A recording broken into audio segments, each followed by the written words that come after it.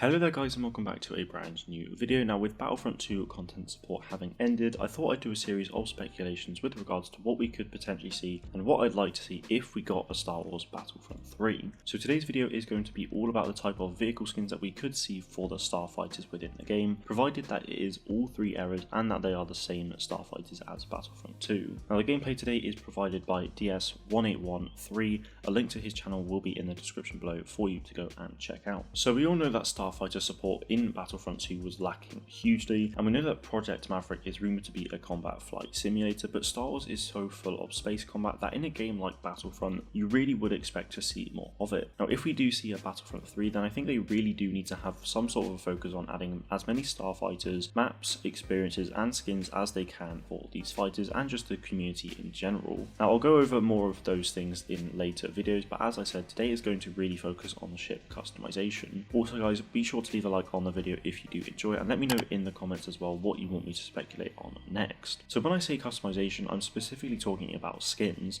Now not every ship in the game would have skins, of course. Things like the TIE Fighter won't have any, but then the X-Wing for the Rebels could have about 4 or 5 at the very least. Now for the purpose of the video, I'm going to start off with the prequel era and work my way through chronologically. So we're starting with the Separatists today, and we have obviously the Vulture Droid, the Hyena class bomber and the Droid Tri-Fighter, of which only the Vulture Droid would actually have another skin.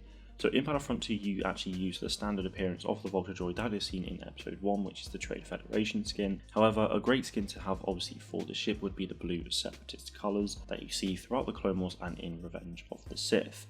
And these Separatist colours obviously also appear on the Hyena bomber and the Droid Tri-Fighter, so it'd be really nice to have that same consistency with the Vulture Droid. Now onto the Clone Bros, we have the ARC 170, the Y-Wing and the V-Wing along with the N1 Starfighter. Now there are a few other ships obviously like the V19s, but they won't have any skins and they're not really worth mentioning, and obviously with other starfighters I'll do that in a later video. Firstly, the ARC 170, the V-Wing and the N1 Starfighter could all have the Janata Security Force skin, obviously seen in the Battlefront 2 campaign. Now I know that is entirely the wrong era, but I do think it would be really cool to see nonetheless. We don't really have to worry too much about the canon when it comes to things like skins. And if we're not worrying too much about the canon, then we can look over to Galaxy of Heroes, where Captain Rex has his blue ARC 170 as a hero ship. So we could either see it as one of those, or we could see it as a skin for the normal fighters. I personally would prefer to see it as a skin for the standard fighters, as no doubt there could very well have been many other blue ones out there. Now next is the V-Wing, which could see the Imperial skin as well as the Genetic Security one,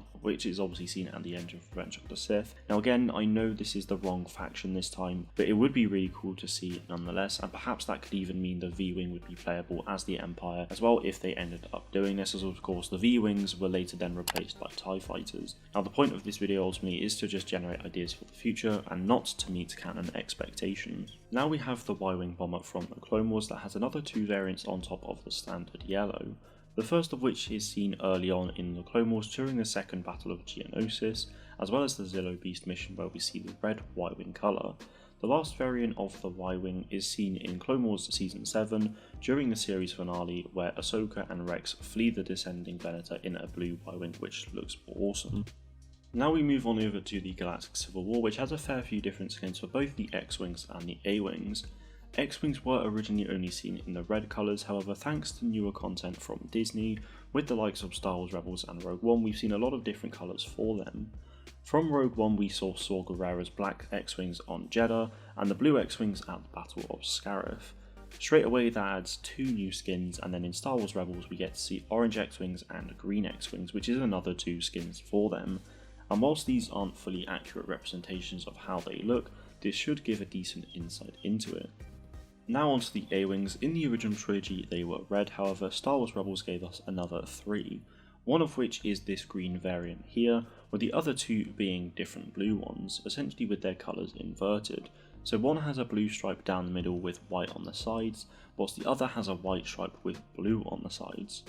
If we look ahead now to the Resistance era, we obviously don't really see much for the X-Wing customization besides Poe Dameron's 2 X-Wings, so I'm not really going to count those. However, the A-Wings still held quite nicely with their customization, with this red one being the standard one seen in Battlefront 2, along with this really nice blue design seen in the game as Tali Lintra's A-Wing.